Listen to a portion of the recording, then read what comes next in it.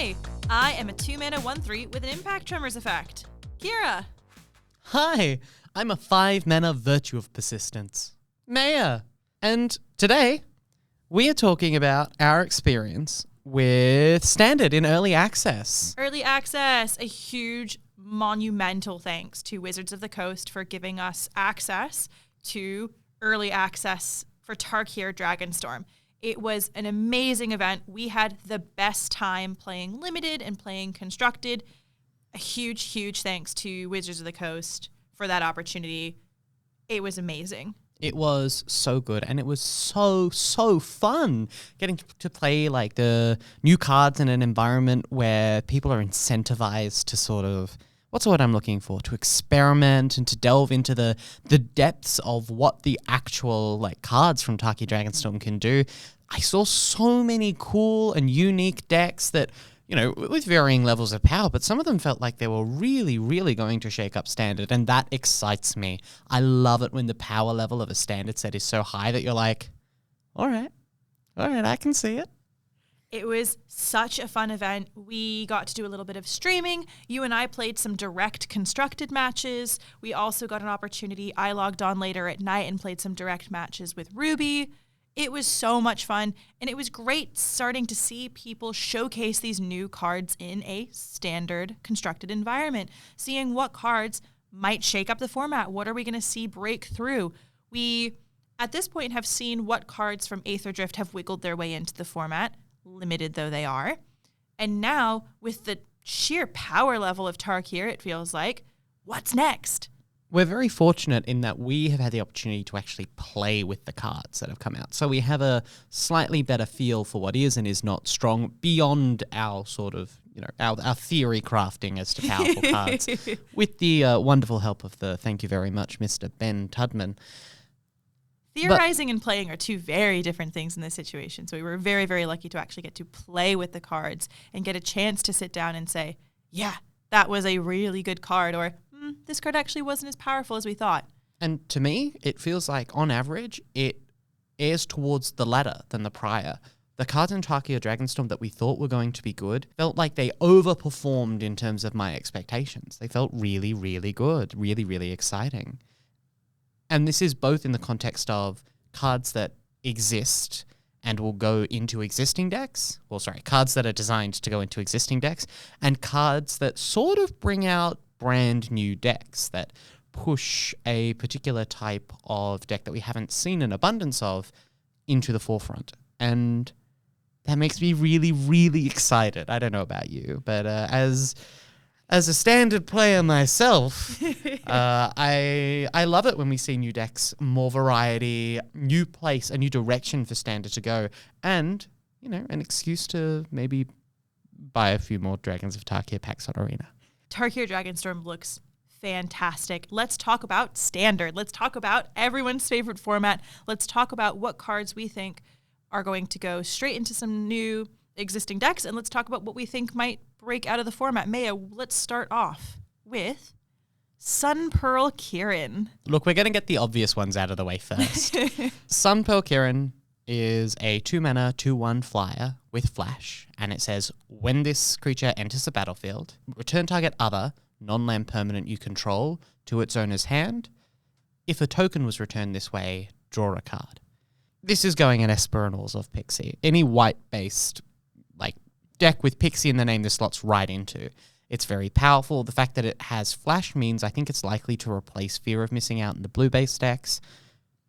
It's very, very strong. We know this effect is strong in the current Standard environment. It gives us another cheap, evasive fly with a bounce effect, which means that you can leverage your Hopeless Nightmares even more. And with the potential addition of Coiling Dragonstorm in these decks, I think we might see a shift of particularly Orzhov Pixie to a more aggressively slanted version where you are just trying to loop these 2 damage spells with your evasive fires to kind of grind out on a more normal tempo plan as opposed to the like hand tempo plan that it kind of currently exists in. Big surprise, I'm talking about Orzhov Pixie. I also think there's a world where this card goes in Mono White Caretaker. I think Caretaker got a few pretty good pieces, including Elspeth and this card. And the interaction between this and Carrot Cake, either drawing you a card or having it leave the battlefield so you can rebuy your token generation, or even just with the ability to, because what this also does is it protects your planeswalkers in combat, because it allows you to return the planeswalkers to your hand, either to protect them or just to gain an extra activation. Activating the 0 on the new Elspeth twice is quite scary. I played against this deck a little bit and was terrified when, I think it was you I played it against, and you bounced Elspeth to your hand to activate it again. And it was very much a moment of, what? You want to hold on a minute. You want to play that again so you can activate Elspeth's ability again so you can generate twice as many tokens? Seems good. The other thing that we have now is we have a way to generate quote-unquote infinite value with temporary lockdown. So this is something that came up when we played our early access matches, and this element of it did feel a little bit underwhelming, but I think there is a version of it that is better than the first iteration that I brewed, and that is the interaction whereby, because Kiran bounces another non-land permanent, it can either bounce another Kiran or it can bounce a fairy. So the play pattern you get into is you have a temporary lockdown with a fairy or a Kiran under it and a bunch of other value. You play your Kiran to return the temporary lockdown, and the fairy enters, which returns the Kiran to your hand.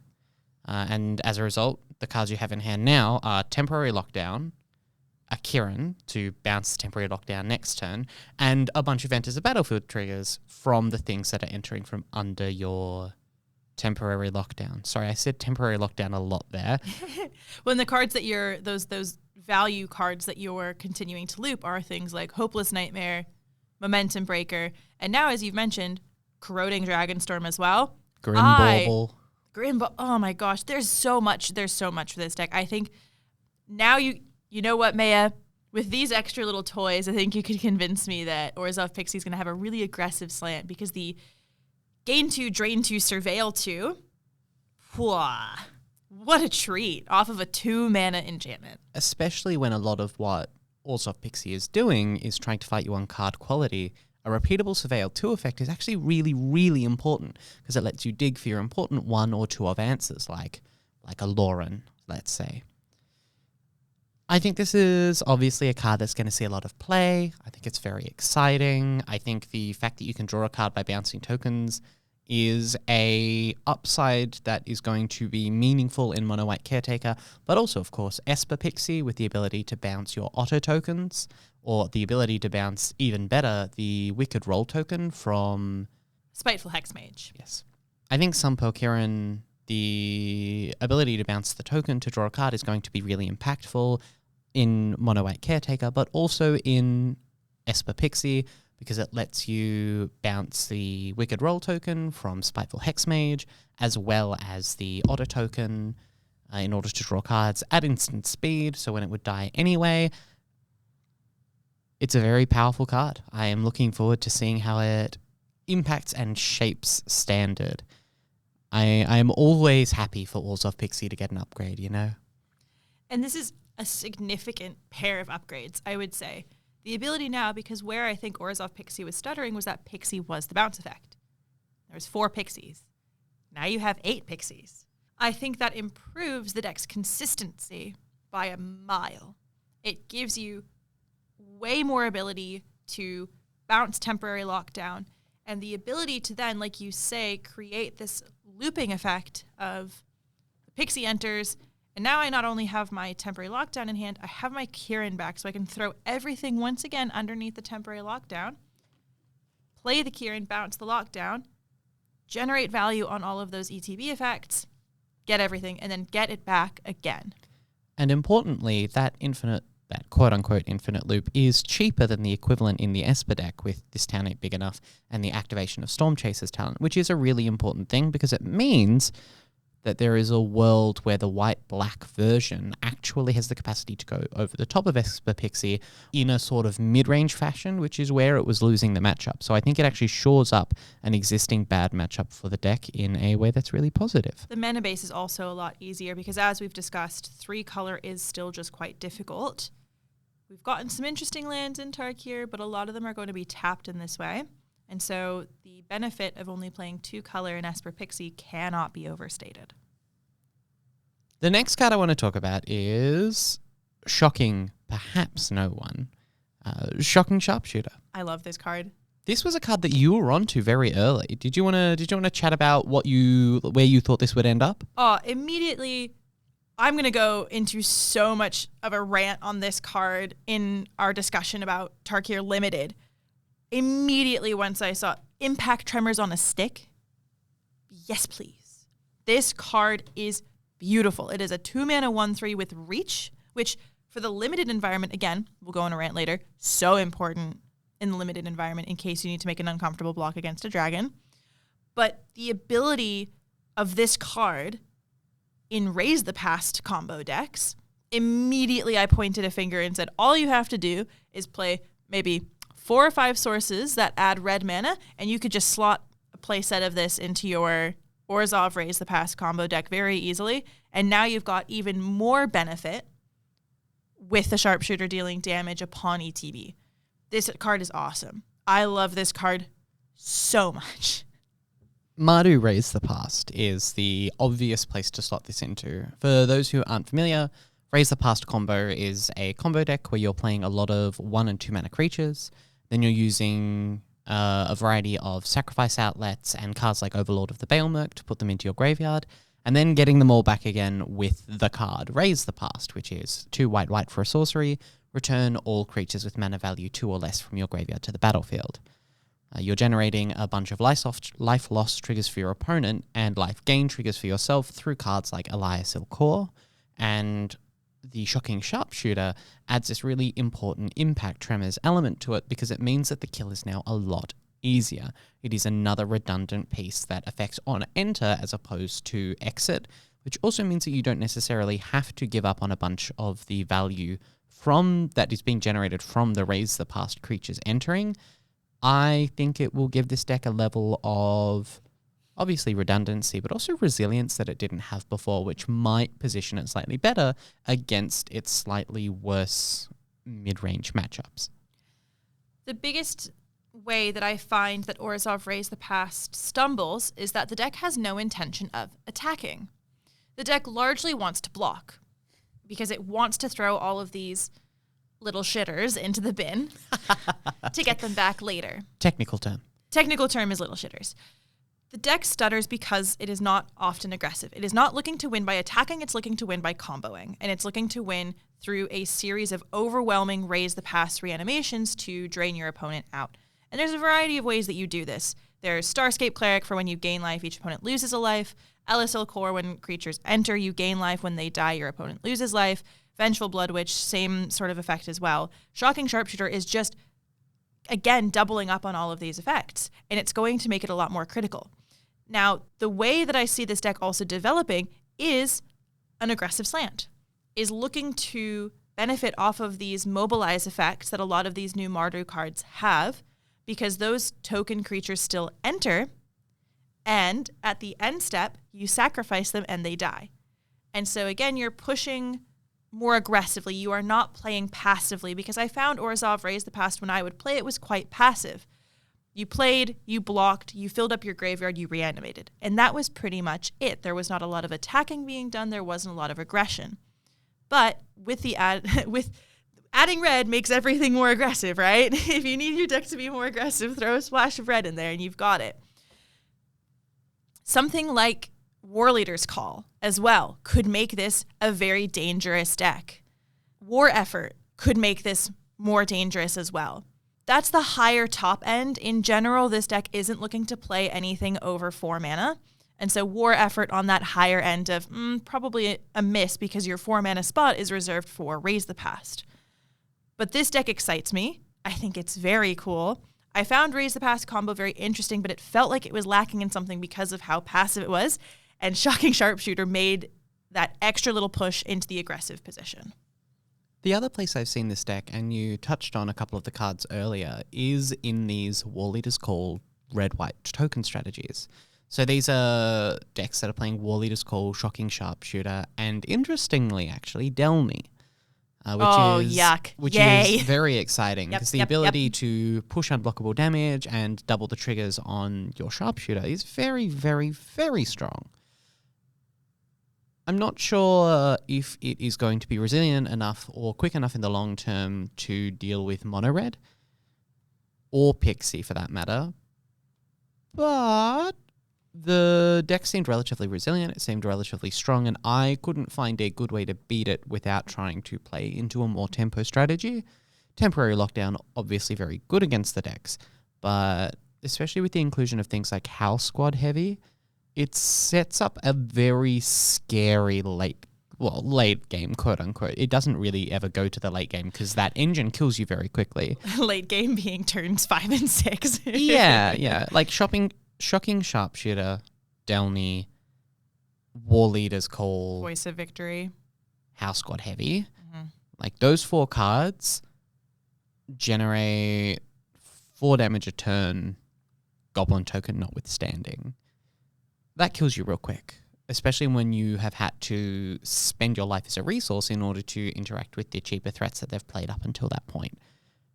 Shocking Sharpshooter, I think, is just going to be good. I think there is also like decks that will exist with this card in it that we haven't thought about yet. It's just going to be pretty cool. I'm excited for this card. I think this is one of those, again, obvious, easy includes in Standard going forward and is going to be fun and exciting, and I'm going to die to it lots. As the resident Zevon Faust enthusiast, Kira, talk to me about Avenger of the Fallen. Avenger of the Fallen is a 3-mana 2/4 with Death Touch. It has Mobilize X, where X is the number of creature cards in your graveyard. I played this card against you in one of our direct matches. I played a variation of the Zevon Faust graveyard deck that you had so generously put together, and the one new card in the deck was Avenger of the Fallen, and my goodness, was it a new card to put in the deck. You very, very generously let me attack you with my Avenger of the Fallen because you definitely knew that that the game was over, but very generously you let me attack when I had 13 cards in my graveyard, and I believe I had 2 Avengers out, and so I got to mobilize 13 twice. I think it was actually 15 twice because I remember them being grouped in blocks of 15 and being like, ooh. And for those of us who are new, Mobilize is a new ability that says whenever this creature attacks, create X tapped and attacking 1/1 red warrior creature tokens, sacrifice them at the beginning of the next end step. And so I got to swing where X was 15 twice and create 30 1/1s. This is also a card that I do see going into Raise the Past as like another... I'd actually start with this in the sideboard. I'm not going to lie. I think this would be a card that would start in the sideboard for Mardu Raise the Past, but that's a different topic. We're talking about Golgari now. This card is fantastic in the Zevon Faust style of Golgari graveyard deck because it's another deck that cares about just dumping creatures into the bin. And they are big creatures as well. They are big creatures with reduced costs. It's often going to be your Huskburster, Swarm, Hollow Marauder, Chitin Gravestalker type cards that get reductions off of how many cards are in your graveyard. But you're playing these self-mill effects. You've got Overlord of the Baelmerk to fill your own graveyard.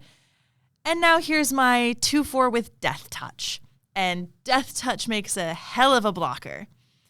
And so you very quickly end up with 3, 4, 5 cards in your graveyard, and Mobilize, where X is even 3, can be quite intimidating and create a state that is difficult to deal with.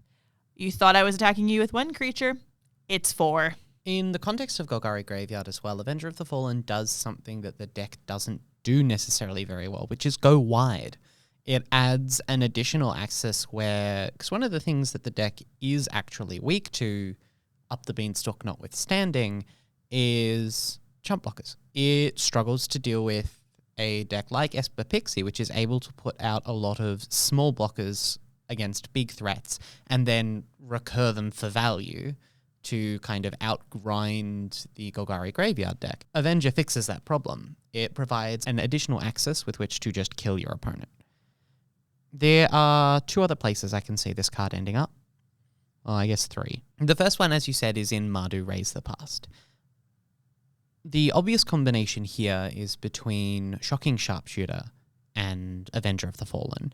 Those 2 cards in and of themselves are almost an A plus B win the game combo, especially in a deck that's looking to fill up its graveyard with cheap creatures. And having an additional combo in the deck that interacts on a different axis than the actual Raise the Past combo, I think is going to add a level of resilience to it. I think I agree on the Avenger being in the sideboard of that deck. I don't think it is the most efficient version of the combo, but having that alternative win condition against a highly interactive deck, a deck playing a lot of counterspells, is, I think, going to improve some of its trickier matchups. The second place I can see it is in a deck that doesn't exist yet, which is just red, black, Sharpshooter Avenger. I'm not sure exactly what this looks like. I would have to do some brewing, but I think there's the combination of those 2 cards is strong enough, and the mid-range cards in those 2 colors are strong enough that I could reasonably expect it to be there. And speaking of mid-range, the last place I could see this, of course, is in mono-black mid-range decks. The format would have to shift a little bit for this to become good again. I'm talking the old, mono-black mid-range decks that are, duressing you on turn 1, playing a Bats on turn 2, then playing an Avenger of the Fallen on turn 3 and a Shieldred on turn 4. Again, I think it's matchup dependent, but the fact that it's a 2/4 with Death Touch that provides additional damage makes it a very high card quality card. If you can get mobilized, as you said, to 2 or 3, it becomes very, very difficult to block and kill profitably. And it dodges some of the most important removal in the format, of course, being Cut Down and Torch the Tower. And Nowhere to Run, yeah. 4 toughness, very important in Standard right now. And 6 total power toughness. 6 total power toughness, also very important. Speaking of mono black midrange, the next card I want to talk about is Sinkhole Surveyor. I didn't get much of a chance to play with this, but it seems pretty cool to me, and I'm interested to see where it slots in. It is 2 mana, 1 and a black for a 1/3 flyer, and it says, when this creature attacks, you lose 1 life and endure 1. For those who don't know what endure does, when an endure trigger resolves, you either get to put a +1/+1 counter on the enduring creature or create a 1/1 spirit. The important way that endure is different from mobilize is that the number next to endure signifies the number of counters or the total power or the power and toughness of the creature. So endure 2 is 2 +1/+1 counters or a 2/2 spirit. And endure 3 is 3 +1/+1 counters or a 3/3 spirit. This is something that I learned the hard way because I thought it was similar where you make, if you choose the endure creature option, it was 3 1/1s or 2 1/1s. But it's better in a way. It's tall, not wide. Sinkhole Surveyor is in an interesting spot in the context of removal. When it doesn't attack, it dies to everything. It dies to Nowhere to Run, it dies to Torch the Tower, it dies to Cut Down. But you need 1 endure trigger to make this good. The other thing it does really well is it profitably blocks every card out of Pixie. It blocks Pixie really well, it blocks the new Kirin really well, it blocks Fear of Isolation, and it also has the ability to go wide. Once your bird is big enough, you can diversify your threats across multiple tokens. This seems like a generically good card to me. It's maybe a little slow, and maybe it is a little bit too weak for this very high power, very combo heavy format. But if mono black midrange or black X midrange decks do become strong again, I can expect to see this come out in some number. I think this card's just generally pretty good. Now that we've talked about the obvious cards and the cards that are going to go into the existing decks, I kind of want to talk about the cool new decks that I saw that I think it's worth looking out for. The first of these is Sultai Otters. Sultai Otters. Sultai Otters. Another Otters combo deck I have to watch out for and dislike. It is markedly different.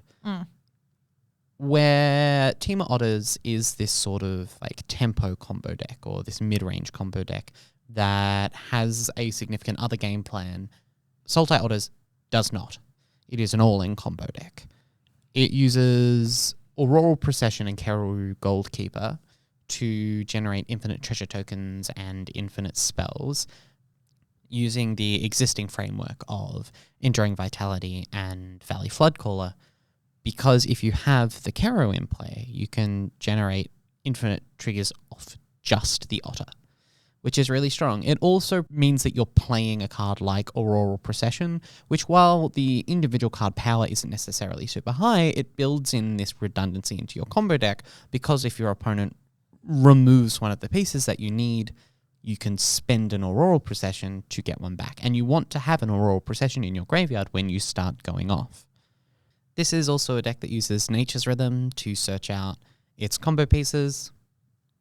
And importantly, it doesn't have the same need for haste enablers that the other deck did, that the Temur Otters deck did, because the only creature that you need to be able to tap on repeat is the Valley Floodcaller. I think this deck is cool. I think Keru is very, very cool. I think it provides interactions where even if you only have the Keru and an Auroral Procession, you can loop Auroral Procession with your lands on end step in order to generate a larger number of treasures, which should give you the mana off the Nature's Rhythm to then go and find the Otter that you need or the Enduring Vitality that you need. Deck seems very redundant. Deck seems very good. I think there's a version of this deck that is very scary. I'm not sure exactly what it looks like now, though. I think it is still a comparatively slow combo deck in the context of this current standard format, and as a result, will definitely need some fine-tuning to kind of make its way into the format in a stronger presence. It's worth noting as well, I think this version of the deck is much stronger than the Scavenging Ooze version of the combo that requires more pieces, even if those pieces are cheaper, while Back for Seconds is a good and interesting card. I think the resilience of the existing Otters combo being built into Keru is going to end up being stronger. Now we get to talk about my favorite deck I got to play. This deck was so scary to play against. It's so fun. It's not. This deck is nonstop. It sure doesn't. It sure doesn't. I'm talking about Jund Dragonstorm. This is a deck that feels to me a lot like the Cascade decks of Modern. It is a deck that is using a lot of high mana value split cards in order to generate a lot of value with Breaching Dragonstorm. Breaching Dragonstorm is a red enchantment for 4 and a red, and it says when this enchantment enters the battlefield, exile the top card of your library until you exile a spell with mana value, until you exile a spell. If its mana value is 8 or less, you may cast it without paying its mana cost, and if not, you put it into your hand. And then it has the standard Dragonstorm text. Whenever a dragon enters the battlefield, you return Breaching Dragonstorm to your hand. Turns out a lot of the split cards that exist in Standard at the moment are cheap removal spells. So we're talking about Lochthwain Scorn on Virtue of Persistence. We're talking about the New Omens. So the white dragon, there's a 6 mana white dragon that has, for 1 and a red, deal 5 damage to a creature without flying. There is a black-green dragon where the black side of it is destroy target creature with power 3 or less. There is push-pull, for which push is destroy target tapped creature. And there is also a reasonable amount of ramp. There is the split Omen Dragon that for 3 mana lets you essentially cultivate. So search your library for 2 basic forests, put 1 into the battlefield tapped and 1 into your hand. The general play pattern is remove your creature, ramp, play Dragonstorm, find dragon, return Dragonstorm to hand, repeat. It is the biggest mid-range deck in the format. It is designed to go over the top of things like Overlords. It has a reasonably good aggro matchup because of those pieces of early interaction and because there's a lot of incidental life gain in the deck. A lot of the dragons on their non-omen form have some sort of life gain ability, either gaining 3 life whenever a dragon enters or 5 life when it enters. Locthwain's Scorn also incidentally has gain 2 life, and a lot of the way that it's removing it with Locthwain's Scorn in particular is giving something -3/-3, which means that for things like Cacophony Scamp and Heartfire Hero, you're not taking any damage or nearly as much damage because their power is reduced as a function of removing them. This is very much a big dumb things deck. And I hate to say it, but it's probably not good. But, like Ben Tudman was saying, this, I think, is an excellent meta call into a very mid-range heavy standard format. I think this would make a really interesting Pro Tour deck because you're expecting that sort of representation of mid-range decks at a Pro Tour level, playing something like this, which is designed to beat mid-range decks, and in fact, beat your biggest version of your mid-range deck, which was the Ugin colorless spell Go Big Mardu deck, just on the recursive value of playing an Omen, shuffling it into your library, and getting your dragon back with Breaching Dragonstorm, which returns your Breaching Dragonstorm to your hand. It's so much value. The other split card that this deck plays, which I haven't mentioned, is Bramble Familiar, because it lets you mill 7 and put something into your hand because the mana value of the spell when Breaching Dragonstorm checks is 2.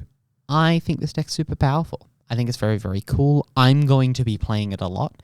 And importantly, it is the beansiest deck that can't play beans.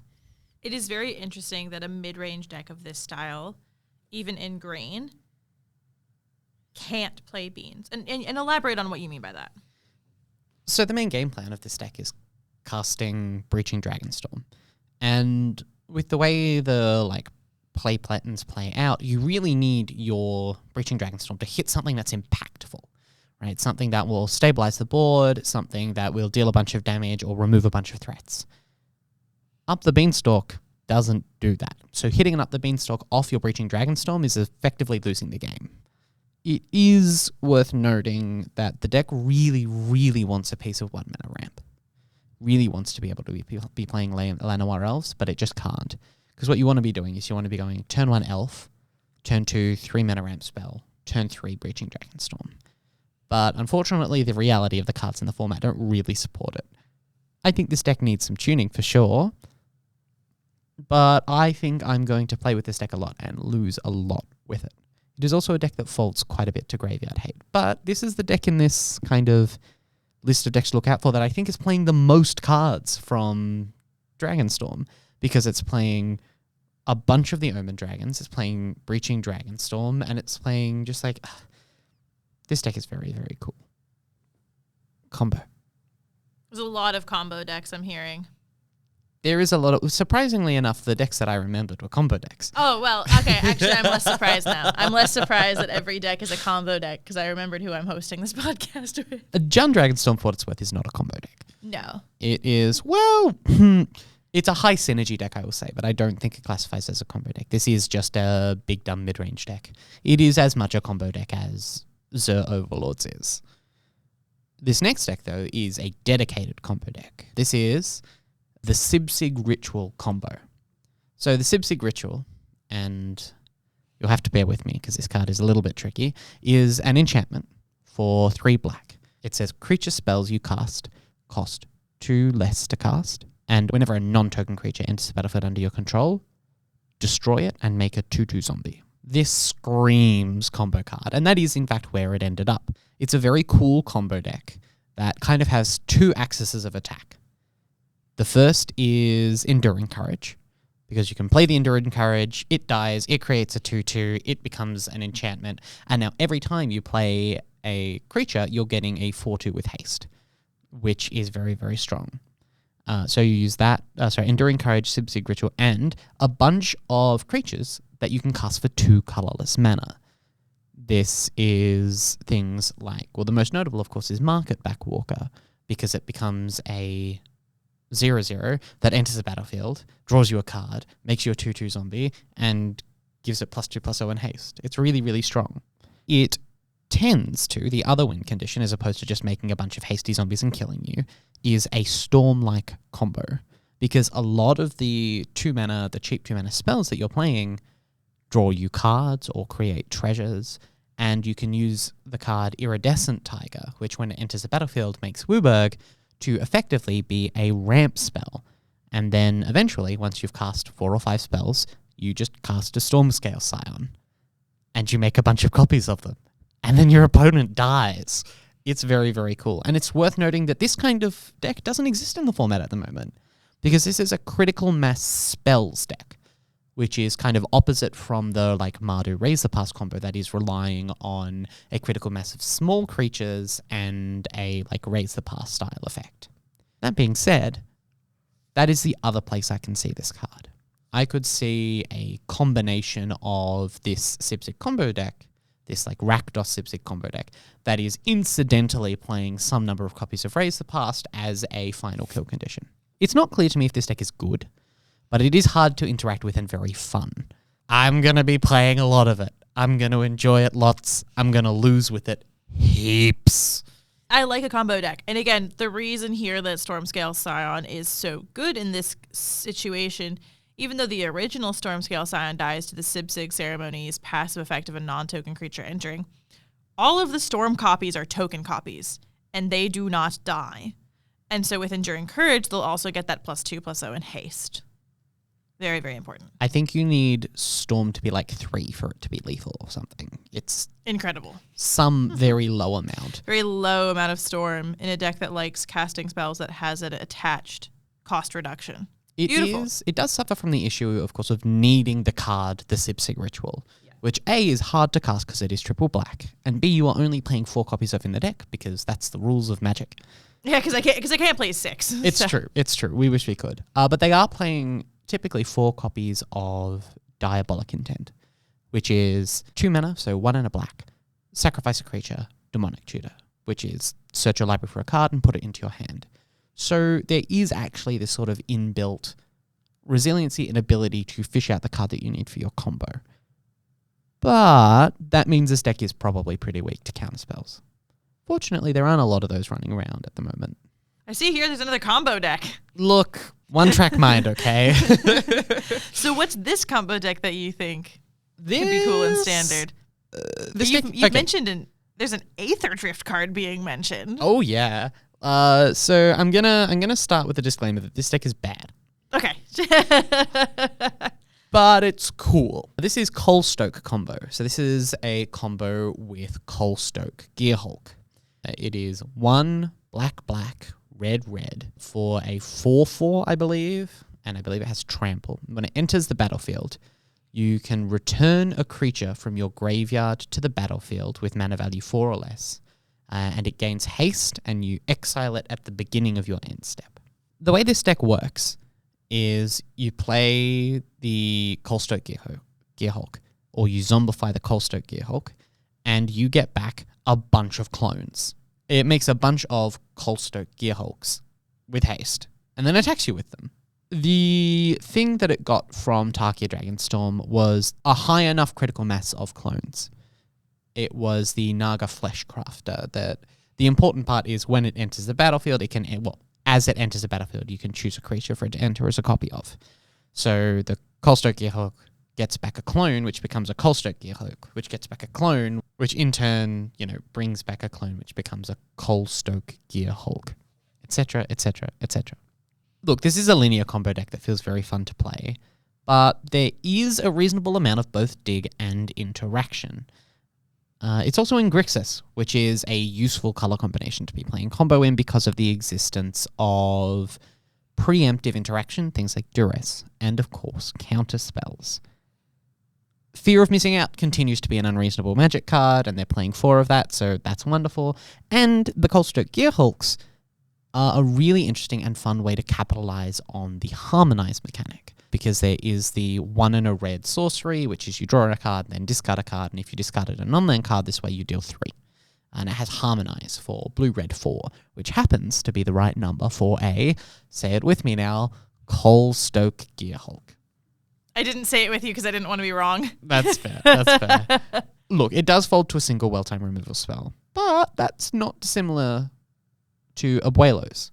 And it's easily capable of following up the next turn with the combo, which makes it more resilient than that deck.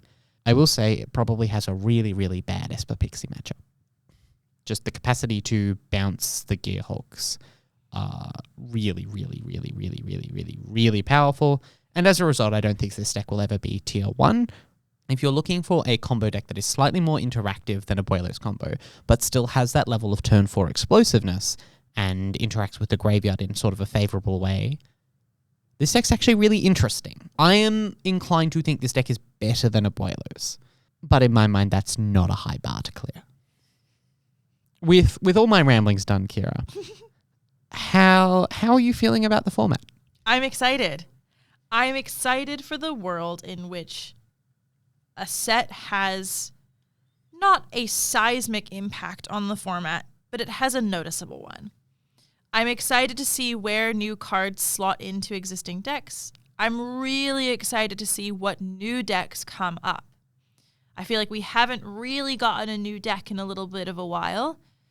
A lot of these existing tier 1 and tier 2 decks have just continued to get more toys, and they've gotten more refined with sets coming out.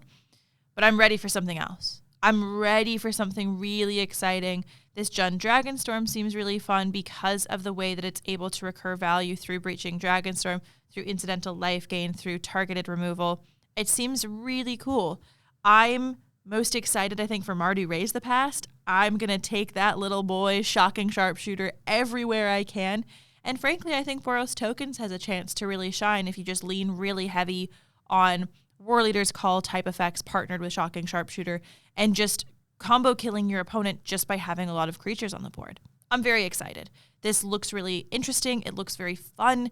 It feels very good. It feels very intentional. The set feels strong. Look, it does feel to me like we're just sort of scratching the surface of this format. Tarkir Dragonstorm feels like it's added like an amazing level of depth to the format. Not only in like giving the existing tier 1 decks a few pieces, but I think it has really, really filled out the tier 2 decks. I think it has created some very strong tier 2 decks, but also the existing ones have gotten so many really good pieces that it is possible that they will push up to that tier 1.5, maybe even tier 1 place. The deck I would be looking for this in particular would of course be this Mardu Raise the Past deck. From Delny to Taigam, I think everybody got something. And that's awesome because it means that there is so many crazy wild variables going around, and I'm so excited to see where it'll all shake out. I can't wait. This set is fantastic. This set is awesome. Thank you again to Wizards of the Coast for giving us early access to Tarkir Dragonstorm and for giving us the opportunity to dive into the format hands-on and to get a first look at what cards are going to be doing, what decks they're going to be slotting into. A huge thank you to Wizards of the Coast for that opportunity. We are so incredibly grateful, and we can't wait to be there for the next event. Thank you so much. It has meant the world, and it has been so exciting, and it's meant that we've been able to bring you, our listeners, this really kind of interesting content that we absolutely would not have been able to do otherwise. Many, many thanks.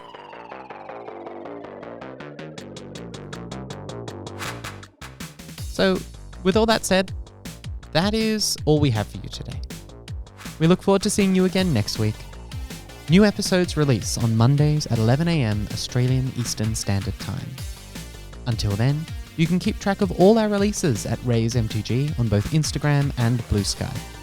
You can find Kira on the same platforms at kirobobira.jpg on Instagram and kirobobira on Blue Sky, and myself at EmeaMTG across both. A big thank you to the State Library Victoria for the ongoing use of their space. And until next week, remember, an arrow alone can't fell a dragon, but an added bolt of lightning brings it tumbling to the ground.